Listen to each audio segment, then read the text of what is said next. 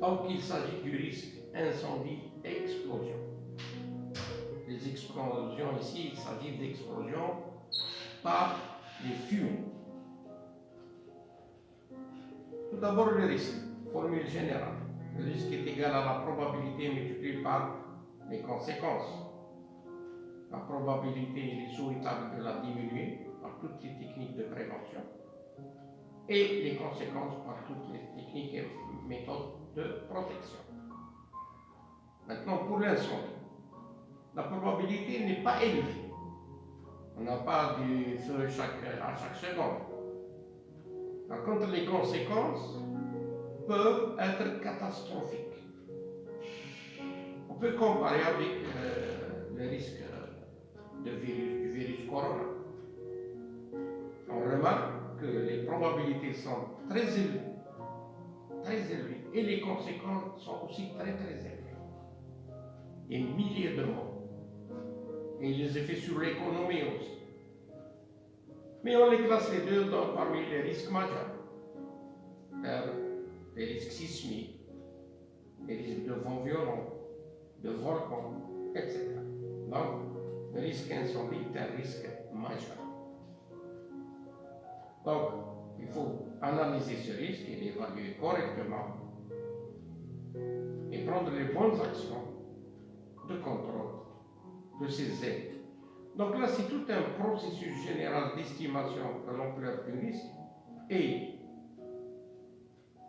aussi de prise de décision, parce que les méthodes d'analyse nous permettent de bien décider, et puis soit d'accepter le risque ou une situation du risque, ou bien trouver des barrières et améliorer la situation. Donc il s'agit, là c'est la même démarche pour tous les risques, d'identifier, d'analyser, d'évaluer, de classer ces risques. Le classement nous permet d'agir selon nos moyens pour les réduire. Donc, seulement les risques ne se ressemblent pas. Chaque risque sera caractérisé par des données de référence. Si on prend le bruit, c'est en décibels, on le mesure. L'incendie, c'est en degrés, et etc. Mais pour les risques qui ne ressemblent pas au bruit, qui sont mesurables par des instruments, là, il s'agit là de les évaluer avec des grilles ou des méthodes, des matrices, des grilles ou des méthodes, etc., qui nous permettent de les classer, de hiérarchiser et d'agir par des plans d'action. Les méthodes d'analyse et d'évaluation des risques, tout d'abord, il y a les statistiques, il y a les checklists, il y a cette méthode appelée l'analyse préliminaire des risques, APR, et en anglais Preliminary Hazard Analysis, qui est faite par un groupe, 5 personnes, 7 personnes, 9 personnes, qui autour d'une table d'analyse utilisant des tableaux. Cette méthode seule peut nous permettre de régler 80% des problèmes qui viennent des risques. Il reste 20%. Les 20% qui restent sont réglés par les méthodes, par les autres méthodes. Telles que par exemple, par ces deux méthodes combinées, l'analyse des modes de défaillance de réflexivité, la DEC, en anglais c'est FMEA, Failure Mode and Defects Analysis, ou bien par la méthode hazard d'opérabilité, ou bien la méthode what if. Si cet événement, qu'est-ce qui peut arriver?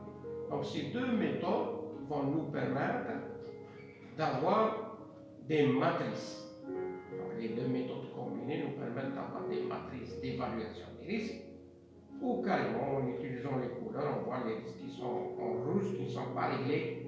Donc ils ne sont pas réglés, on n'a pas trouvé de solution.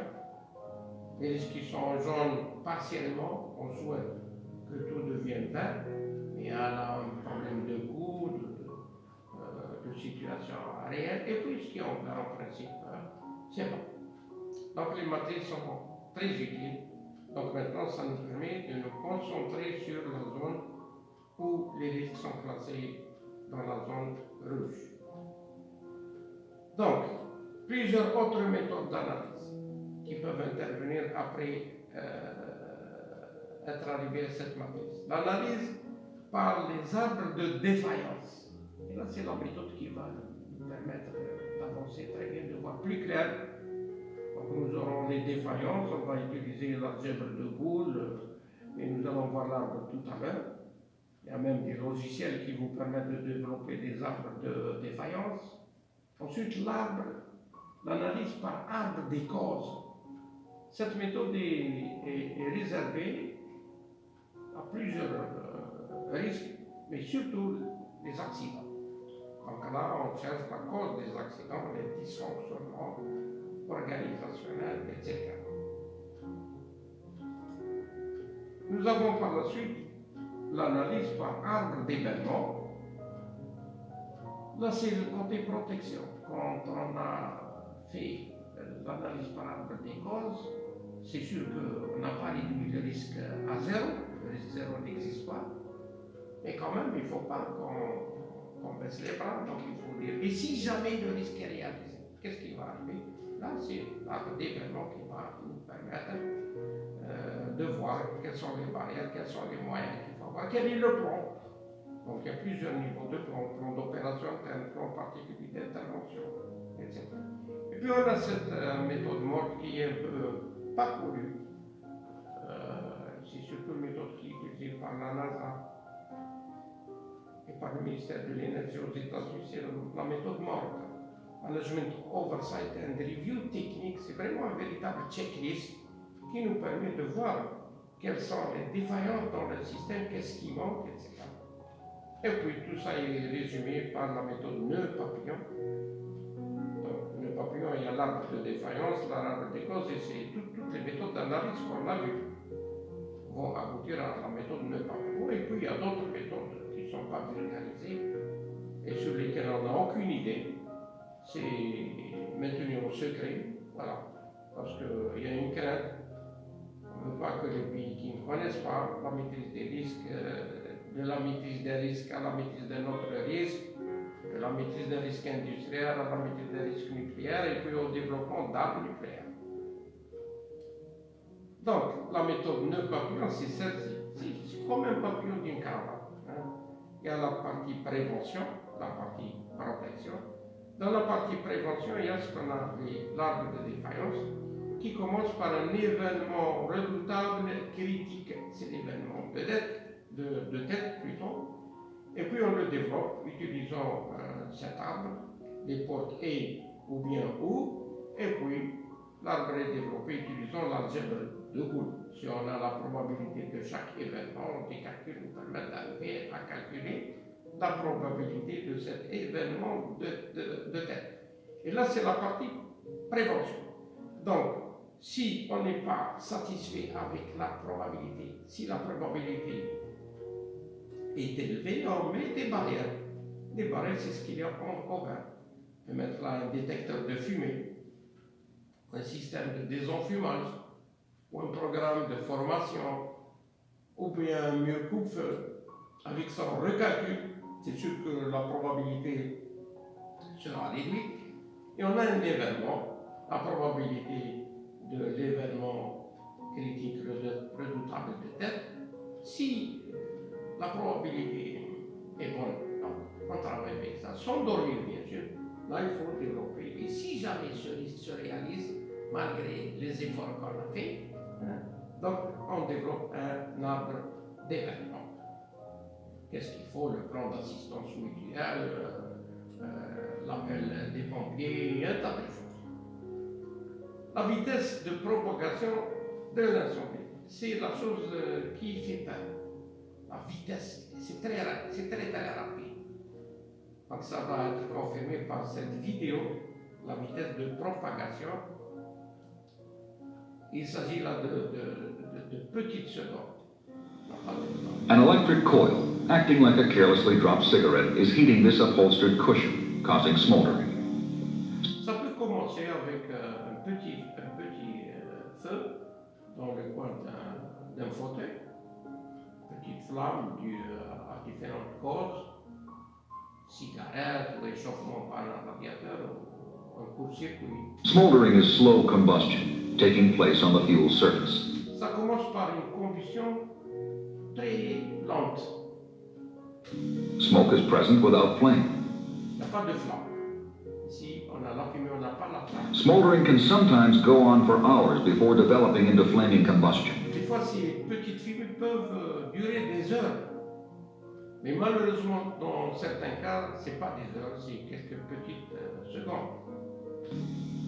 Although smoke develops slowly in this phase, given enough time, it can fill a structure and kill occupants before any significant flaming is present. Malgré le fait que l'incendie n'est pas accompagné de grandes fumées, la salle peut être remplie par des fumées qui sont toxiques. Donc il faut commencer l'évacuation dès le début. Dès le début. C'est l'évacuation qui va sauver les choses. The fire is now progressing into the flame-producing stage. L'incendie est en train de progresser, les fumées montent. Flaming combustion can only occur when the necessary quantities of heat, fuel, and oxygen are present. Right now, we have a small flame. It is On voit l'apparition maintenant de la flamme. rapidly progressing into a substantial fire. As we noted earlier, the heat from the fire is producing combustible and toxic gases from Donc, les chaleurs, cet incendie va produire de la chaleur, puis des fumées qui sont toxiques, etc. the burning chair. A smoke detector has been placed just outside the room. C'est bien de placer un détecteur d'incendie qui va nous informer très très tôt. Ce n'est pas toujours le cas, chez nous ce n'est pas une pratique utilisée. Donc des fois il n'y a pas de ces détecteurs de fumée alors qu'ils sont obligatoires un peu partout dans le monde. The fire has now given off enough smoke to activate the alarm, telling occupants to make an immediate escape. Donc l'alarme, ça ne veut pas dire qu'on commence à essayer d'éteindre l'incendie. Ça veut dire qu'il faut commencer à évacuer. The buoyant nature of the gases released from the burning chair causes the flame to spread upward. Donc les fumées montent, c'est la nature même des fumées. Les fumées montent, elles sont plus chaudes au niveau du plafond, moins chaudes au niveau du sol. C'est pour cela que l'évacuation, quand la situation est dégradée, se fait en rampant. En rampant, on trouve plus d'oxygène et moins de chaleur. Heat from the rising flames quickly ignites the draperies en route to the ceiling. The temperature at the ceiling above the chair is now 570 degrees Fahrenheit, 300 degrees Celsius. La température au plafond, c'est 300 degrés Celsius. If a residential sprinkler had been placed 8 feet diagonally from the corner, it would now activate. On aurait pu installer un système de détection-extinction automatique, sprinkler. Il aurait pu agir dès le début de l'incendie et mettre fin à cet incendie dès le début. An alarm and discharging water. Fire damage would be confined to the chair and curtains. Donc là, les dégâts dus à l'incendie auraient pu être réduits avec ce système sprinkler. Chose qui n'est pas une pratique connue chez nous. Même les habitations aux États-Unis, des fois, elles sont équipées de ces systèmes de détection-extinction sprinkler. The buildup of smoke and its toxic gases has now thickened into a hot, dense cloud in only 70 seconds since the first appearance of flame. Là, on est à la 70e seconde et la situation est devenue vraiment dangereuse. Par la suite, elle va être explosive. This mushrooming cloud of hot, thick smoke and gas begins to act like a space heater, radiating heat downward. The paint and wall finishes, the furniture, paper, fabric, Tout brûle. Tout est wood, and plastics in the room are beginning to decompose from the blistering heat. Les plastiques sont en train de se décomposer. And as they decompose, they contribute to the buildup of toxic and flammable gases. Et participe à la toxicité des fumées dans cette chambre. The smoke level continues to descend and is now 4 feet above the floor. The temperature at the floor has reached 212 degrees Fahrenheit, the boiling point of water. La température maintenant au sol a atteint 100 degrés Celsius. C'est la température d'ébullition de l'eau. Donc même là, si on veut évacuer, c'est trop tard. Avec cette température 100 degrés Celsius, l'évacuation devient impossible. C'est la fin, c'est la mort, elle est évidente. The huge quantities of smoke have now almost filled the room.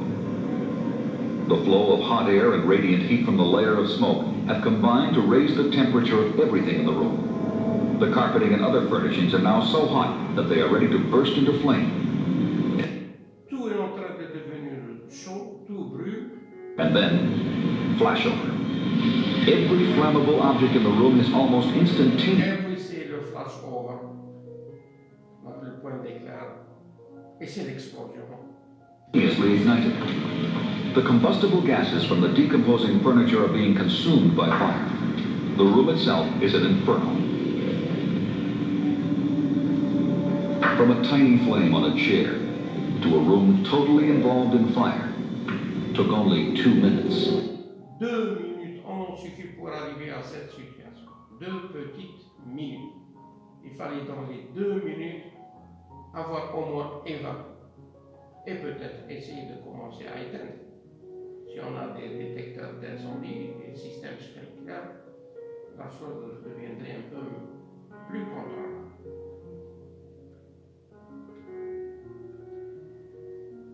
Donc si on évacue dans les 30 premières secondes, là c'est possible d'échapper à la mort. Sinon, après les 30 secondes, il y a tous ces problèmes qu'on a décrits dans la vidéo qui peuvent créer des dégâts. Donc, pour mieux comprendre, il faut voir ce qui se passe comme échange thermique dans les incendies. Tout d'abord, nous avons les rayonnements. Là, il s'agit d'un mode de propagation à distance qui peut se faire dans le vide. C'est les rayons électromagnétiques à distance entre un corps et un autre corps. Il n'y a pas de contact et pourtant la chaleur peut aller d'un corps le plus chaud au corps le plus froid. Nous avons la convection. C'est un transport de gaz chaud. Un gaz chaud donc monte. Donc c'est la poussée d'Archimède. C'est pour ça que les gaz chauds montent et on arrive à avoir des toits qui sont très très chauds et le sol moins chaud. La conduction a lieu lorsqu'il y a un contact entre deux solides ou deux milieux. Donc deux solides, la conduction peut passer la chaleur du solide le plus chaud au solide le plus froid. Et un autre mode de propagation, c'est la projection. Donc dans les incendies, les objets vont éclater, vont voyager dans l'air et vont être emportés. Toutes ces feuilles d'arbres, etc. peuvent aussi se projeter et puis aggraver la situation. On va résumer ça par cette vidéo. Nous allons voir les différents modes de propagation. Ils sont au nombre de 3.